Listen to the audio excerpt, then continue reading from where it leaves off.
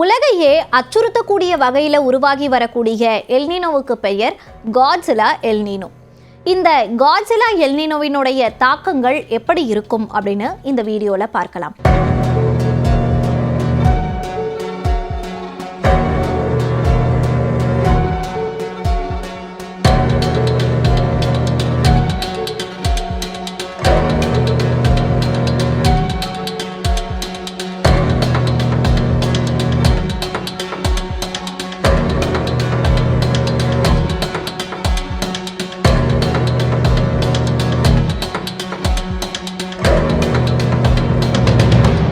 Pacific பெருங்கடல்ல உருவாகி வரக்கூடிய எல்னினோவினுடைய தாக்கம் இப்போ உலகம் முழுவதுமே நிகழ்ந்துட்டு இருக்கு.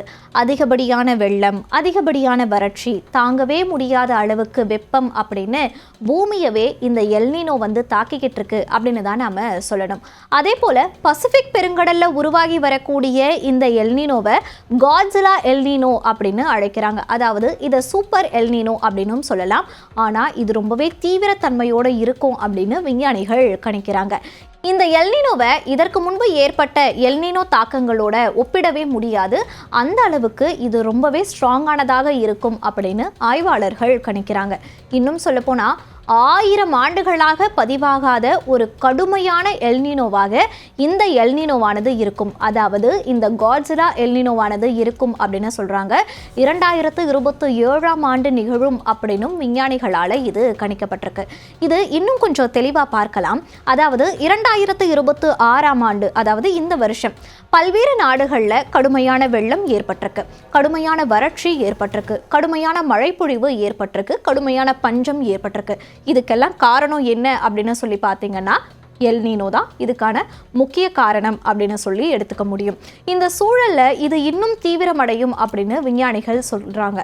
குறிப்பாக அவங்க ஒரு கால அளவையும் குறிப்பிட்டு சொல்றாங்க. என்னன்னு பார்த்தீங்கன்னா அக்டோபர் மாதத்துல இருந்து டிசம்பர் மாதம் வரைக்குமே இந்த எல்னினோவினுடைய தாக்கம் ரொம்பவே ஸ்ட்ராங்கா இருக்கும் அப்படின்னு சொல்றாங்க. எல்னினோ உச்சத்துல இருக்கும் அப்படின்னும் சொல்றாங்க. 81% அளவுக்கு இது இன்னும் வலுவடையறதுக்கான வாய்ப்புகள் தான் அதிகப்படியா இருக்கு அப்படின்னு NOAA காலநிலை முன்னறிவிப்பு மையம் தெரிவிச்சிருக்கு. அக்டோபர் மாதத்துல இருந்து டிசம்பர் மாதம் உச்சம் பெறக்கூடிய இந்த எல்னினோவானது 2027ஆம் ஆண்டும் தொடருமா அப்படின்ற ஒரு கேள்வி நமக்கு எழலாம். அப்படி தொடர்ந்துச்சு அப்படின்னு சொன்னா அதுதான் காட்ஸிலா எல்னினோவாக இருக்கக்கூடும் அப்படின்னு வானிலை ஆய்வாளர்களும் விஞ்ஞானிகளும் கணிச்சிருக்காங்க. இன்னும் சொல்ல போனா ஒரு சூப்பர் எல்னினோ நிகழ்வு தான் அவங்க காட்ஸிலா எல்னினோ நிகழ்வு அப்படின்னு சொல்றாங்கன்னு நம்ம எடுத்துக்கலாம். ஆனால் இதை நம்ம அவ்வளவு எளிதாக கடந்து விட முடியாது. ஏன்னா அவங்க சொல்றது என்ன அப்படின்னு சொல்லி பார்த்தீங்கன்னா இதற்கு முன்பு ஏற்பட்ட எல்னினோ நிகழ்வுகளை இனிமே ஏற்பட போகும் இந்த காட்ஸிலா எல்னினோவோட நீங்க ஒப்பிடக்கூடாது. இது வரலாற்றிலேயே பதிவாகாத அளவுக்கு கடுமையான எல்னினோ நிகழ்வாக இருக்கக்கூடும் அப்படின்னும் எச்சரிக்கிறாங்க.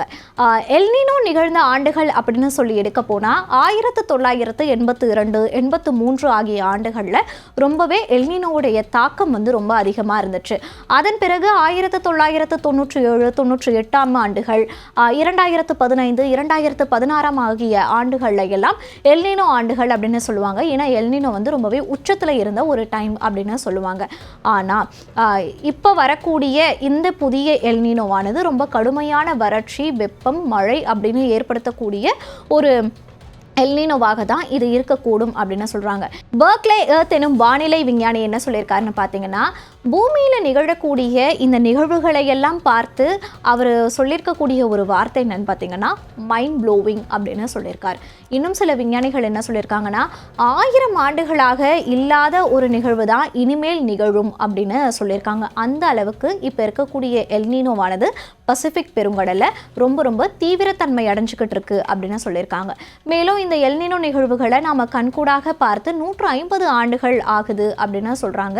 ஏன்னா அதுல இருந்து தான் நம்ம இதை கணக்கெடுத்துக்கிட்டே வரும்.